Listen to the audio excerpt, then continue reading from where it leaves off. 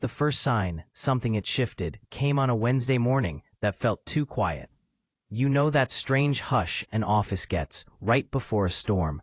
The kind where people pretend they're busy, but keep glancing over the tops of their monitors like nervous prairie dogs. That was the vibe. Before I continue, like this video and subscribe to this channel to get more interesting stories like this. I'd been with Hartwell and Royce Architecture for 9 years, long enough to watch interns become managers, long enough to learn that half the teamwork posters on the wall were just ironic wallpaper. My job, senior structural analyst, wasn't glamorous, but it was important. When something failed, people didn't blame the architects. They blamed me. So I made sure nothing ever failed.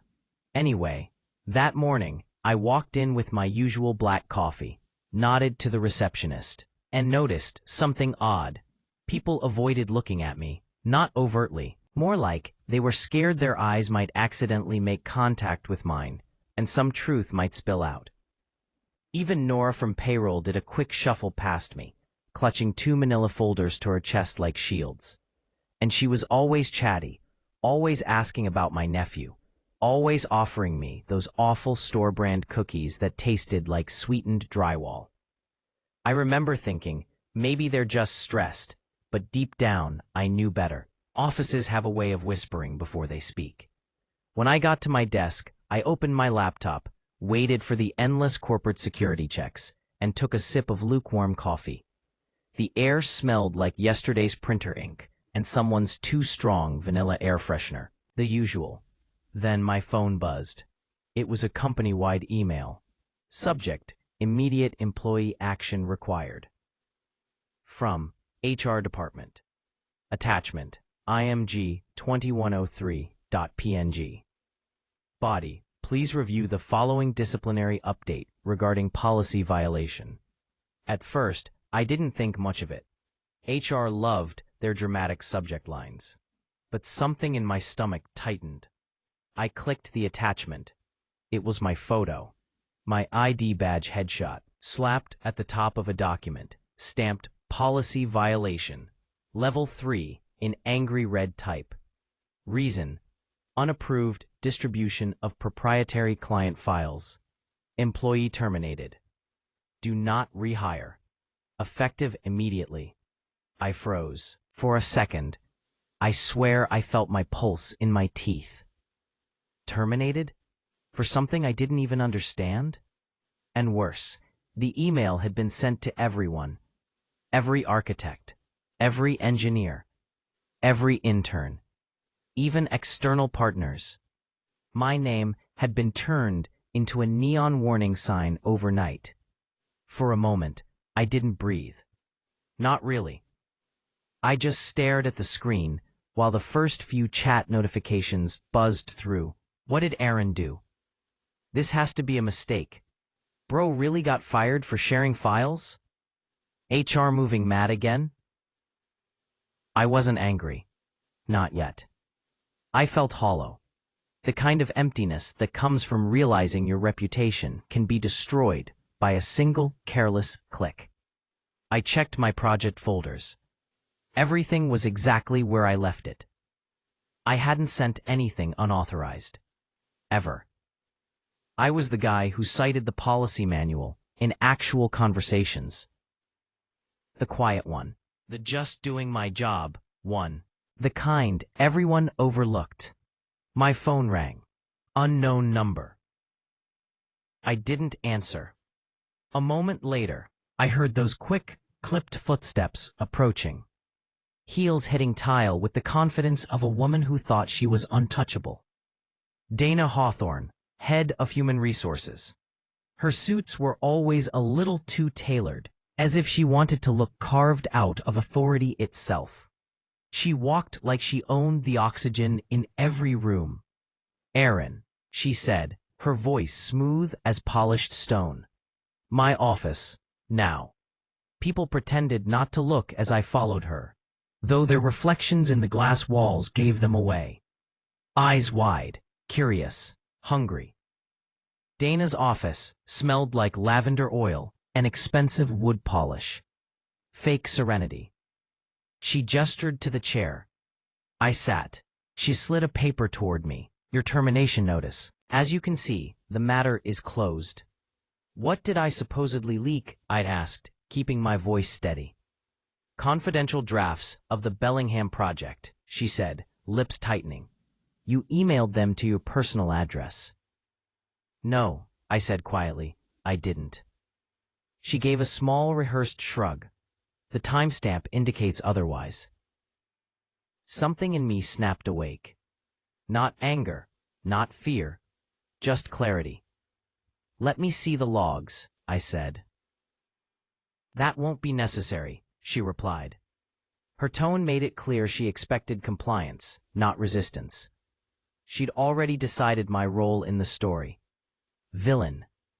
Problem. Example. I stood. You made a mistake.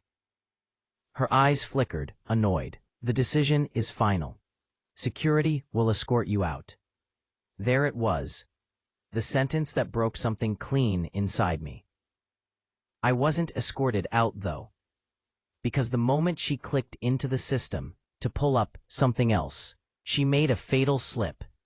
A tiny one. But I spent years analyzing structures. I knew how disasters started. Barely their cracks.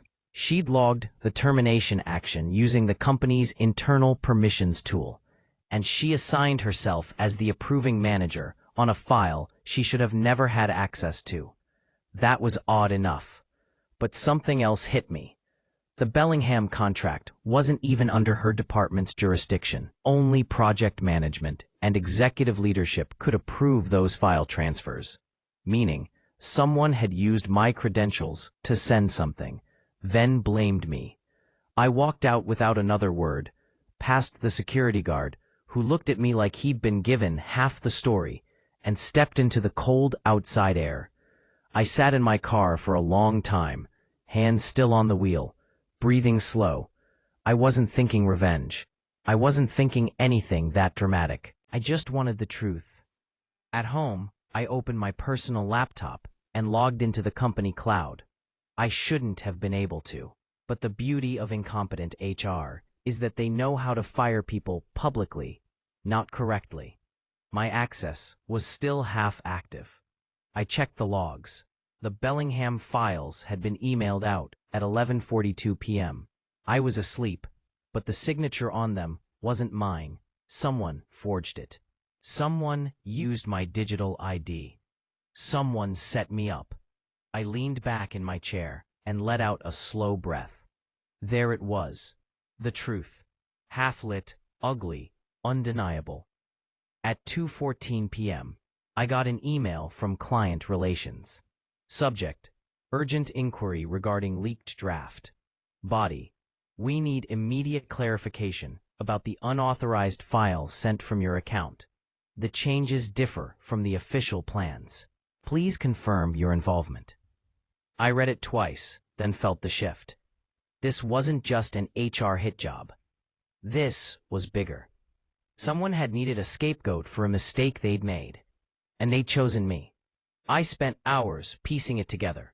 Access logs, digital fingerprints, metadata, the works. By sunset, I knew exactly who forged my signature. Evan Crowley, lead architect, Golden Boy, man who once bragged that he hadn't opened his email in 6 months because assistants exist for a reason. And apparently, men like me existed for another reason, to take the fall. But I wasn't going to take anything. Not now. Not ever. When the system dashboard updated at 7:03 p.m., a new alert popped up. Federal Building Safety Commission requesting authentication of submitted drafts. My heart slowed. Everything clicked. If someone had submitted altered designs using my ID, then they had violated federal engineering code. And that wasn't a small mistake. That was career-ending. Company crushing. I saved everything into a folder on my desktop titled Truth. The irony wasn't lost on me. They'd tried to bury me quietly. And instead, they'd walk themselves straight into a federal review. I closed my laptop, sat there in the dim light of my tiny apartment, took a long, shaky breath. I didn't want revenge. To be honest, revenge felt almost too childish for what had been done. What I wanted was accountability. Real, honest, unavoidable accountability. And from the looks of things, it was already coming for them. All I had to do was sit still and let the truth do what it always does. I think the night before everything unraveled for Hartwell and Royce might have been the first peaceful sleep I'd had in weeks. Funny how truth works like that. Once you see the shape of it, the fear drains out and something calmer takes its place.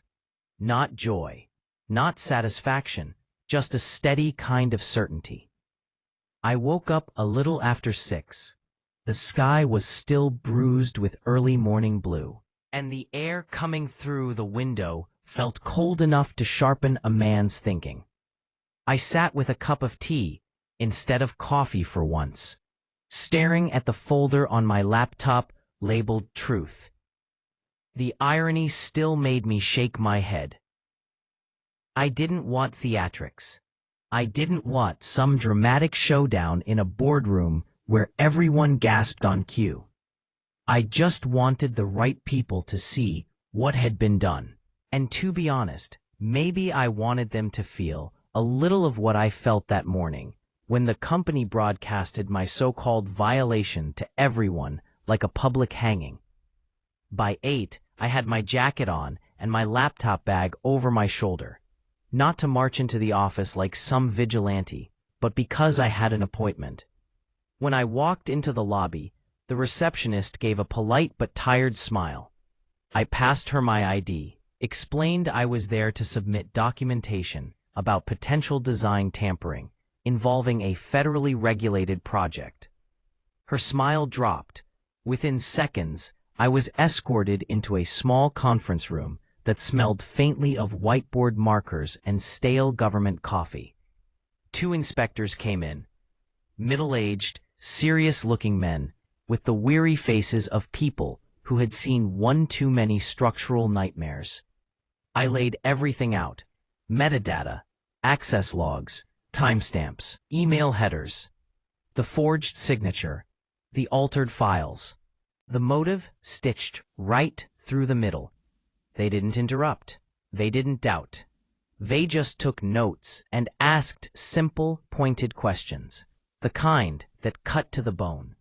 When they were done, one of them closed his notebook and said, "If what you're showing us checks out, your company is in serious violation." I nodded once, quietly. I wasn't proud. I wasn't triumphant.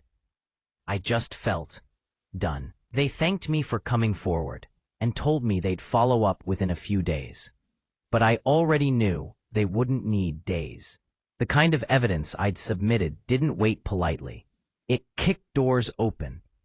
As I walked out into the cold morning air, my phone buzzed, then buzzed again, then again.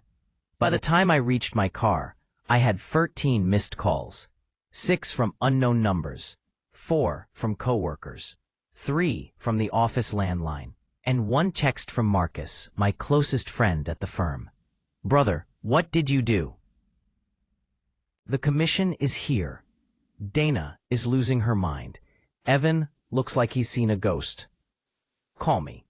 I stared at the message for a long, slow moment, thinking back to all the days I stayed late doing calculations because someone else wanted to impress a client with shortcuts.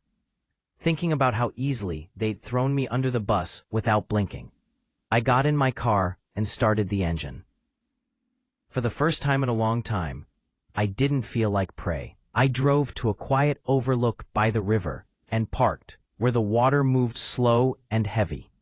A few geese cut across the surface like little dark arrows. The sky brightened over the city skyline, lighting up glass towers that suddenly looked very fragile to me. My phone rang again. Marcus. This time, I answered. His voice rushed out immediately. "Aaron, where are you? It's chaotic here. The commission is shutting down the entire Bellingham department. They're pulling logs, demanding interviews." Dana tried to say you went rogue, but they asked her why she approved a file she had no clearance for.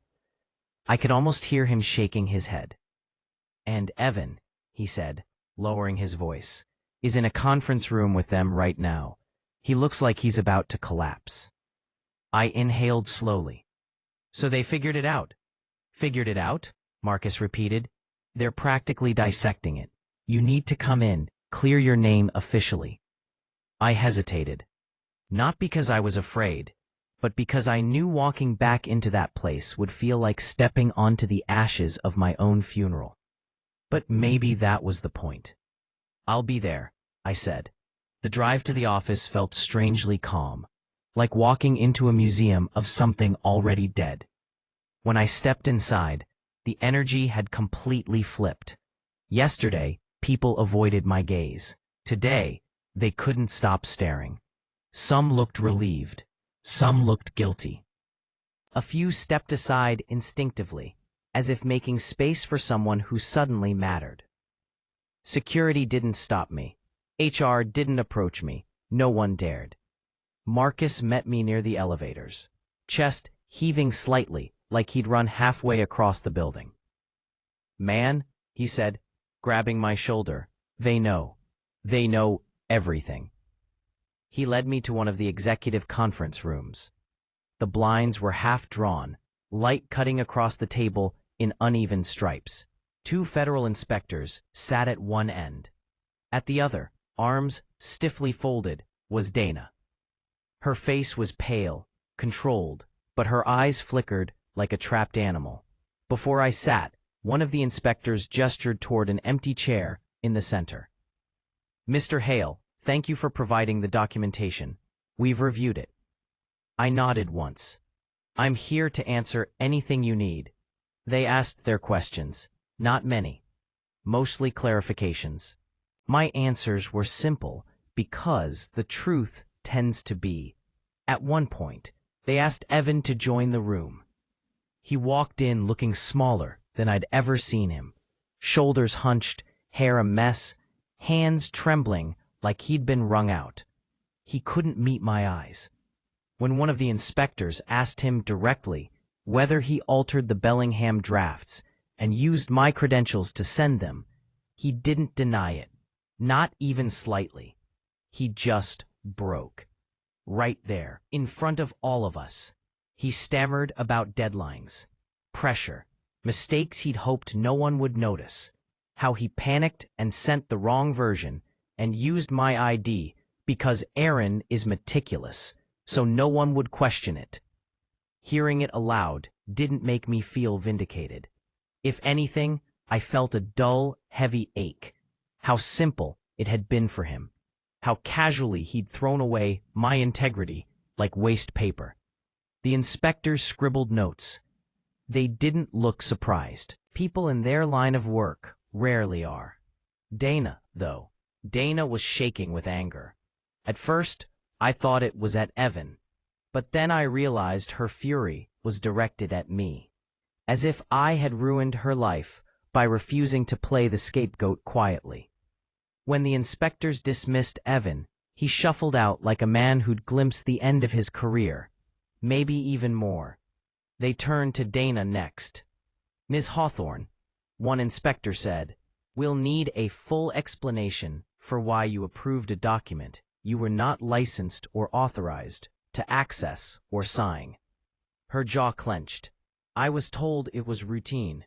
"By whom?" Silence. "Were you aware of the forged credentials sent under Mr. Hale's ID?" More silence. And that was enough. The inspector stood. "We'll be issuing a temporary shutdown of all structural review activities within the firm pending formal investigation."